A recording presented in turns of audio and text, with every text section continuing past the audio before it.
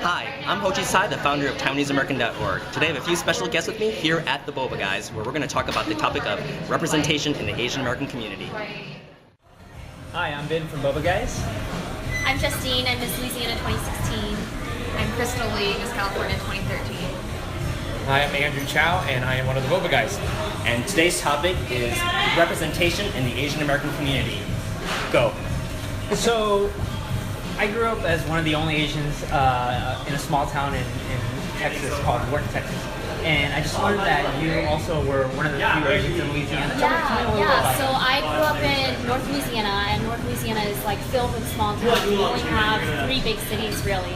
So being from North Louisiana is interesting because I'm the only Asian in my hometown, and I grew up there.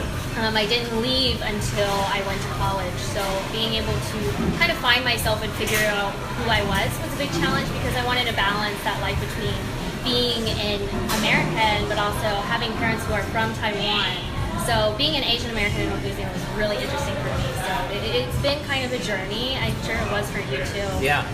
And what was yours like?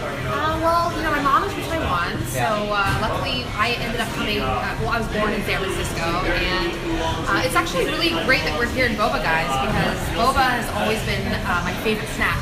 And if anyone had any questions as to whether I was really Taiwanese American, I just let them know, hey, I drink so much boba. And it's really great that, fellow Taiwanese Americans, you're able to create and bring a snack that's so core to Taiwanese culture to the Bay Area, as well as to all of the country. So, what does it mean to you to bring your background into your work? I think when we started Boba Guys, for us, our mission had always been, from the very beginning, Ho Chie and your fans might remember, we wanted to bridge cultures. So for us, we were like, I grew up in Jersey and then out here in California, we wanted to make it accessible. So we grew up with Boba, and it was kind of like for Asian people only or Taiwanese people in the beginning. And then as we were getting big, we were like, well, could we make it more accessible? And that's what we started out with doing. And now it's kind of a big thing. So it's pretty cool to see maybe a dream fully realized where 10 years ago, I think we would have been the only ones drinking boba, or 20 years ago, only ones drinking boba at school. Now everybody from all over the city is drinking boba. It's a normal thing. It's not just an Asian thing. So we're almost infusing our culture into the current culture. Right, and you guys just recently had a pop-up in Nashville, I learned, and I actually went to school in Nashville. Yeah.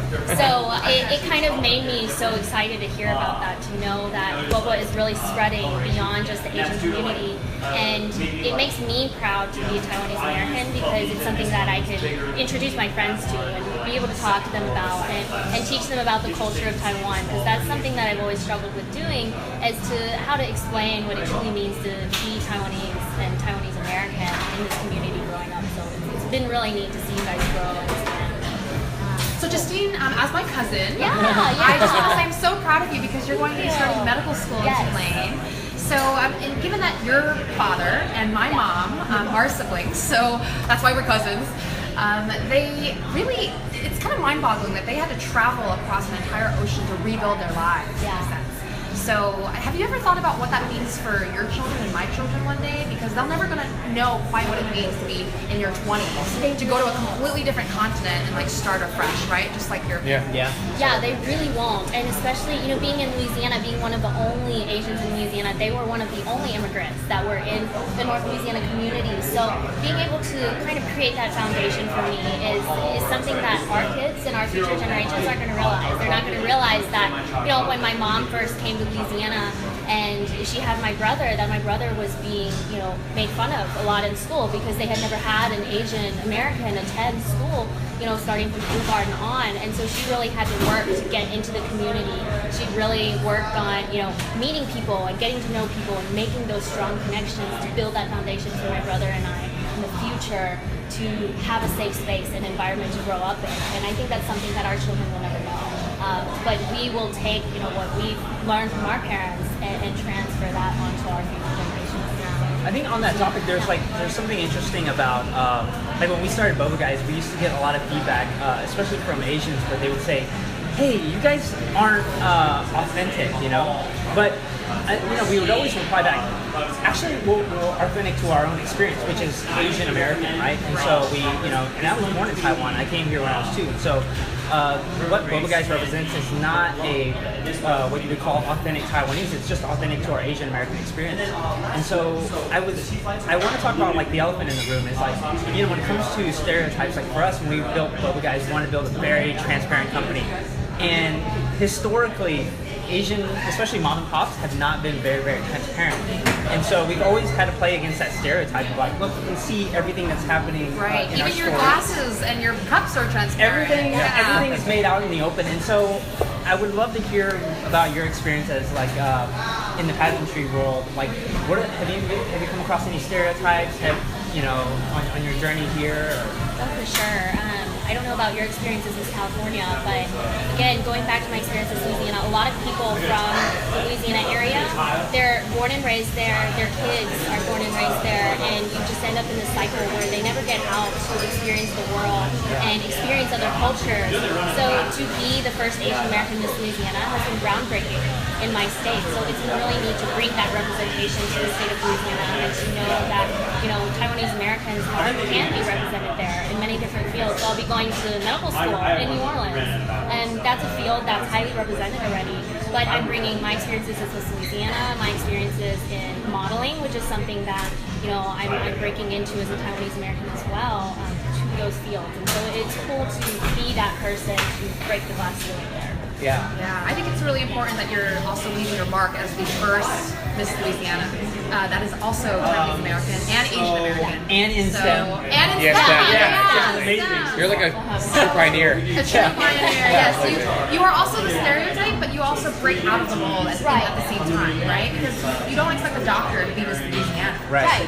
And to pose in a swimsuit on national TV. Right, and people in Louisiana have all of these expectations of what it means to be Asian.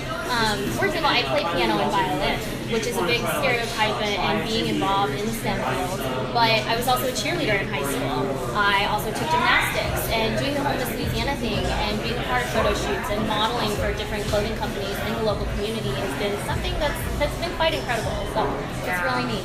Now, Andrew, go ahead. There you go. Well, Andrew and I, we were not born in tiny towns. We actually came from areas that Big did cities, have large Asian American populations. So has there been anything in your experience that you feel particularly stands out as, being both Chinese and Taiwanese American? I think I would say that we were talking about this earlier, where I think for us, maybe culture or boba or something like this is like there's like a gateway drug or there's like a gateway to culture. Food, of course, is a gateway to culture. So I guess in San Francisco, where we're from, there's a little bit of an opening already. Like most people already saw what boba was. So now we just go a little deeper. So I would spend most of my time in the Bay Area, whether you went to Stanford, I went to Cal. Although we're rivals, Put 'em up. I know. Although we're rivals, we really had to go deeper. So it was maybe like what you were going through, which is taking what you do know, maybe some of the playing off of the original stereotypes of being good in STEM or whatever, but then taking to the next level. He and I both played a lot of sports. We both were pretty good at sports too. So we always felt like, well, can we break the stereotype? Yes, I'm good in math, but could I also do this? And I felt a lot of my time here in the Bay Area was much more of proving we can also do something else. Yeah. Was that like yours? Like how much more can I do with what I have now? Yeah. And maybe what our parents have given us the opportunity to do. Yeah. And taking that to a whole new level. I agree. I mean, Taiwanese Americans are standing on the shoulders of giants, right? Yeah, right now. Before us. So I think we have an optimistic future and we just gotta keep going. I have one last question for you guys. What's your advice to all the young people out there? Be authentic. I think all of us are where we are because we have a voice inside, and you need to have the courage to let that voice speak to you and turn that into action, because deep within us there is intuition, and I think by doing what we feel is right and having the courage to pursue that, regardless of what barriers may present, it really can't lead you wrong. Right. Don't be afraid to dare greatly and to be courageous in who you are.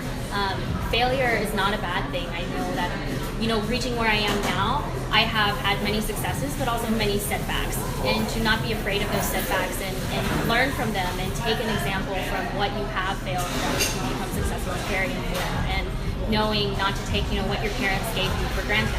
because I think that's a big part of your culture, a big part of who you are, and thinking of how you can take that and what more you can do with that is important. I think you guys are so good at, first of all, answering these questions. You guys maybe the pageant background guy. It's training. For me, I definitely was thinking a lot more of just the emotional kind of, like, I tell young people to get used to balancing these lines. I think a lot of us are like, man, I have to carry this burden where I have to be maybe part Asian and part Western culture, and we kind of see it as a burden. But I actually think it's an opportunity for us to really redefine what that means. And I think we're here because we all embrace, all right, well, there is no book on Asian Americans or Taiwanese Americans. We're the first part of that original generation. Especially with the internet, people can now look at different role models across the United States. I think we want more people to embrace that identity and then go after it. So if you're really thinking about starting your own food business or doing pageants or doing whatever your dream is, I think we shouldn't be afraid to embrace kind of this burden that we think is a negative thing.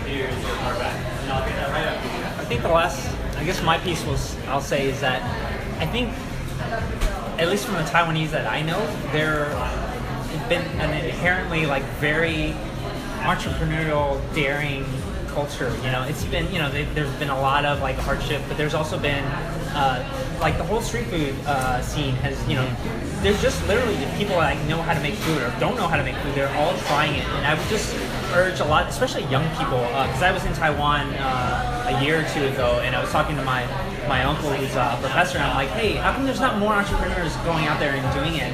And but it's really framing it in a different way, because there are a lot of us out here. Reach out to any of us. We're happy to answer any questions you have. We have mentors, and everyone's got. There's a huge support network, but I think the Taiwanese American network is stronger when you can actually have someone to reach out to. So I would just encourage, if there's anyone out there, to kind of join us and talk a little bit more about and share your experience. Thanks to my special guests. I'm Ho Chie Tsai with TaiwaneseAmerican.org, and we'll see you next time. Thanks. Cheers. Cheers. Cheers.